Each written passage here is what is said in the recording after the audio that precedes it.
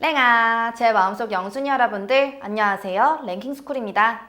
최근 영국 공영방송 BBC의 한 채널 SNS 계정에서 권위적인 사고를 지닌 기성세대를 비꼬는 단어 꼰대의 영어 표기 꼰대를 오늘의 단어로 선정해 그대로 소개하며 화제에 올랐습니다. 한국말에서는 이처럼 다른 나라의 언어로 대체할 수 없는 미묘한 뜻과 뉘앙스를 가진 단어가 많은데요. 오늘은 한국 문화에서만 통용되던 것을 넘어 대체불가 고유명사로 세계 공용어가 되고 있는 한국말 탑 5를 알아보겠습니다. 5위 반찬. K-팝, K-뷰티, K-드라마까지 한류 열풍으로 대변되는 산업은 이제 분야를 막론합니다. 그 중에서도 다양한 조리법과 식재료, 뛰어난 맛으로 식도락가들을 사로잡는 한국 음식, K-푸드 또한 빼놓을 수 없는데요. 전 세계에 한식으로 인지도가 높은 음식을 꼽자면 김치, 비빔밥, 불고기, 삼겹살 등을 예로 들 수 있지만 의외로 주 메뉴를 주문하면 함께 서빙되는 반찬이 외국인들의 관심을 자아내고 있다고 합니다. 메인 메뉴와 샐러드, 에피타이저 등의 곁들임 메뉴를 따로 주문하고 비용도 별도로 요구하는 다른 나라와 달리 우리나라는 어떤 식당을 가든 추가 금액 없이 한 상 가득 반찬을 제공합니다. 심지어 원하면 돈을 더 내지 않고도 먹을 수 있는 무한 리필이죠. 이러한 한국식 반찬 문화의 혜자스러움에 놀라움을 금치 못하는 외국인들도 많은데 입소문을 타기 시작한 초반에는 한국식 반찬을 곁들임 요리를 뜻하는 영단어 사이드 디시 정도로 해석했으나 반찬 그 자체를 메인 요리와 함께 먹는 한국식 반찬 문화와 말 그대로 곁들여 먹는 샐러드가 대부분인 서양의 사이드 디시와는 그 의미가 엄연히 다르죠. 이에 따라 현재 반찬은 소리나는 대로 표기한 반찬이라고 소개되며 세계적인 온라인 백과사전 위키피디아에도 반찬으로 등재돼 있다고 하네요. 4위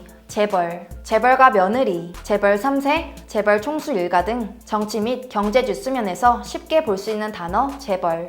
사전적 의미로는 여러 기업을 거느리며 막강한 재력과 거대한 자본을 가지고 있는 자본가, 기업가로 풀이되는 재벌 역시 영어 단어 재벌로 세계적인 쓰임새를 자랑하고 있습니다. 이 뜻대로라면 여러 기업을 합병하여 지배하는 다각적 복합 기업을 뜻하는 콩글러머레이트 정도로 사용해도 될 텐데 왜 한국 단어를 영어 그대로 표기하는 걸까요? 사실 재벌이라는 단어에는 세계적인 대기업에서 찾아볼 수 없는 특별한 조건이 있습니다. 바로 가족 소유의 기업이라는 것인데요. 우리나라에서는 가족에서 가족으로 이어지는 소유, 가족에서 가족으로 이어지는 경영이 지극히 당연한 현상으로 여겨지지만 이러한 가족 중심의 폐쇄적인 소유 경영은 외국에선 찾아보기 힘들다고 합니다. 한국식 재벌에 대한 의미를 보다 이해하기 쉽게 전달하려는 목적도 있지만 일가나 친척으로 대자본가 집단을 형성하여 총수 가족 일가가 아주 적은 지분으로 수많은 계열사를 누리는 한국의 재벌 세태 문제점을 지적하기 위해 사용되는 경우가 많다고 하는데요. 세계적으로 널리 통용되는 60만여 개의 국제어를 엄선해서 싣는 세계 최고 권위의 영어사전 옥스퍼드에도 대한민국의 한글, 김치, 태권도 등과 함께 실려 있다고 하네요. 3위 오빠. 나이 어린 여성이 손이 남성을 부를 때 혹은 나이 어린 남성이 손이 여성을 부를 때 사용되는 오빠, 누나. 그리고 동성끼리 사용되는 언니, 형까지. 나이를 중시하는 유교 문화에 뿌리를 둔 우리나라는 이처럼 서양권에는 없는 호칭 문화가 활발합니다. 최근에는 방탄소년단, 몬스타엑스 등 보이그룹을 중심으로 세계적인 관심을 모으고 있는 K-팝의 인기와 함께 오빠라는 단어 역시 오빠라는 세계적인 고유 명사로 사용되고 있는데요. 물론 다른 나라의 오빠를 의미하는 단어가 없는 것은 아닙니다. 영어권에서는 올더 브라더로 일본어로는 오니상으로 대체 가능하지만 한국어 오빠의 의미를 모두 담기에는 역부족입니다. 사전 의미로는 나이 많은 남자 형제나 지인을 가리키는 호칭이지만 실생활에서는 썸을 타는 남녀 관계에서도 사용되기도 하고 지구촌 10대들이 열광하는 보이그룹 멤버 등을 부를 때는 단순한 호칭을 넘어 자신이 열광하는 아이돌 그 자체를 의미하는 경우도 있기 때문인데요. 나이에 따라 일종의 서열이 존재하는 한국 아이돌 문화에 적응한 해외 팬들의 경우 오빠, 언니라는 단어는 물론이고 가장 어린 멤버들을 부를 때도 디 영기스트 멤버가 아닌 막내 그대로 막내라는 표현을 사용하기도 한다고 하네요. 2위 애교.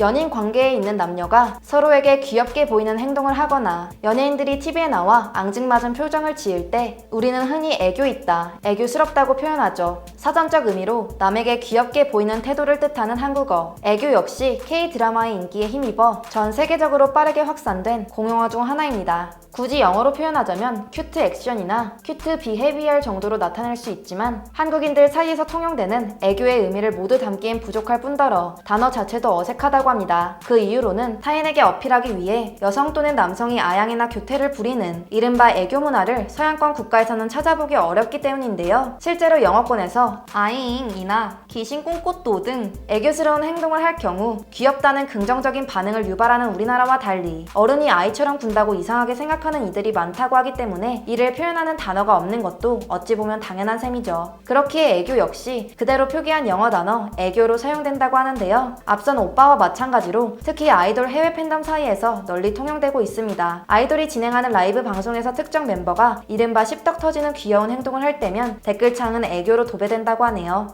1위 먹방.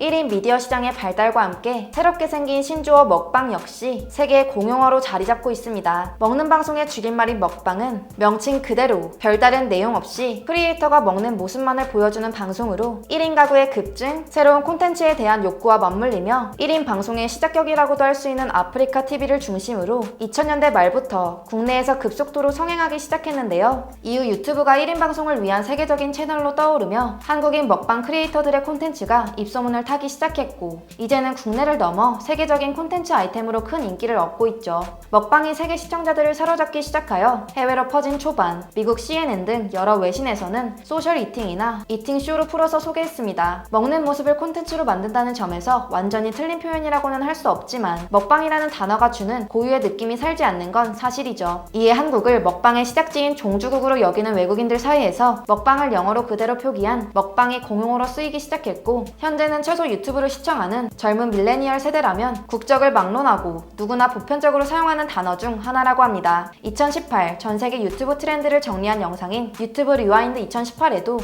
별도의 표기 없이 먹방으로 등장했다고 하네요. 영국과 미국을 필두로 전 세계 어디에서나 폭넓게 쓰이고 있는 영어는 사실상 세계 공용어라고 해도 과언이 아닌데요. 독창적인 우리 고유 문화를 바탕으로 미묘한 뉘앙스를 품고 있는 한글 단어들의 영향력이 더 커진다면 앞으로 우리가 영어를 필수로 공부하듯 외국인들도 한글을 필수로 공부하는 날도 오지 않을까 싶네요. 지금까지 랭킹스쿨이었습니다. 감사합니다.